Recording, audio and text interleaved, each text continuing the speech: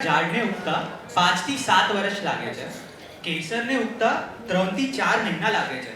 એક સામાયિકને બી પૂર્ણ થતા 2 ઘડી એટલે 48 મિનિટ લાગે છે.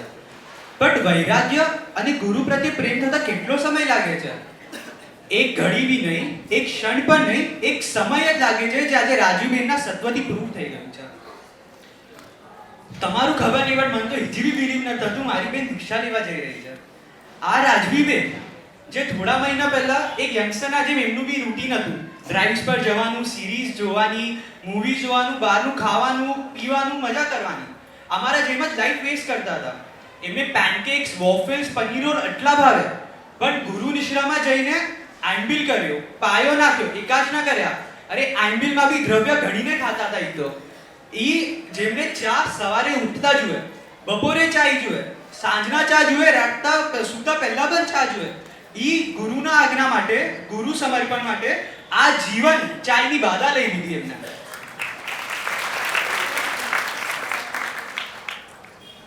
મારી બેન રાજવી કાકાએ વિલાસભાઈ એમને બ્રાન્ડેડ કપડા, બ્રાન્ડેડ શૂઝ અપાવ્યા છે, પણ જ્યારે મુંબઈ પ્રસંગે થવાનું આવવાનું થયું, રાજવી બેન મુંબઈ પર વિધાઉટ ચપ્પલ આવ્યા છે.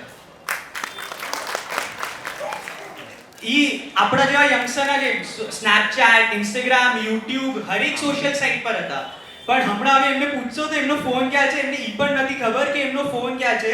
ફોન છે કે બી નથી. અમને કાકાને કોન્ટેક્ટ કરવું પડે છે, રાજુબેન ફોન પર આવો. એમને ફોનનો હવે મોહ જ નથી રહ્યો. ફિઝિકલી તો અમારા સાથે રહેતા હતા. જ્યારે પણ ટૂંક સમયમાં અહીંયા ઘરે આવવાનું થાય ત્યારે બી એમના મનમાં એક જ ઈચ્છા, હું પાછું ક્યારે ગુરુકુલ પાસે જાઉં, પાછું ક્યારે ગુરુ પાસે જવાનું થશે, મારે ગુરુ પાસે જવું છે. ફિઝિકલી અમારા સાથે હોય, પણ મેન્ટલી એમનું મન હજી બી ગુરુકુલમાં જ હતું.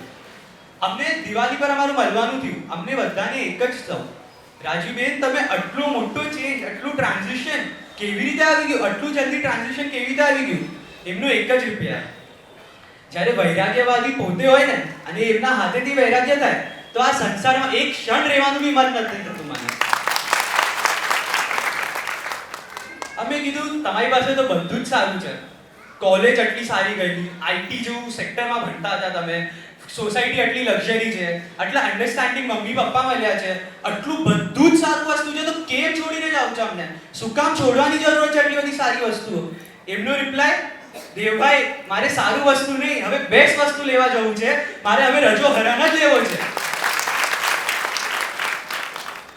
એમને કીધું અને અમને દેખાયું એમના ગુરુ શ્રી 93 યર્સ 94 યર્સના એજમાં બી શ્રી વૈરાગ્યવાદી આચાર્ય દેશી કુલચંદ્ર સુરીશ્વરજી મહારાજ સાહેબ એમનું આટલું ધ્યાન રાખે છે, આટલું સાચવે છે, એમને ભણાવે છે. જેમને જ્યારે ડેન્ગ્યુ થઈ ગયો, ડેન્ગ્યુથી આવ્યા ત્યારે પણ એમનું ધ્યાન રાખ્યું. એમને બ્રેન સ્ટ્રોક આવ્યા ત્યારે પણ એમને જોયું કે રાજવીબેનને બરાબર છે ને, એમને કંઈ તકલીફ નથી થતી ને. એમને મેક શ્યોર કર્યું કે એમનું ગુરુકુલ વાસમાં એમને કંઈ તકલીફ નથી પડતી. સાહેબ અમને ખાલી એક જ ઈચ્છા છે, તમે જે રીતે રાજવીબેનને લઈ ગયા છો, તમારી કૃપા વરસાવજો અને હમણાં નહીં તો જલ્દી જલ્દી અમને બી તમારા માર્ગે લઈ જજો.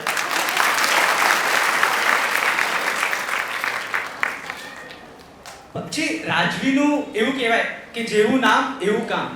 એમ રાજવીબેનનું નામનો અર્થ છે બ્રેવ અને ક્વીન.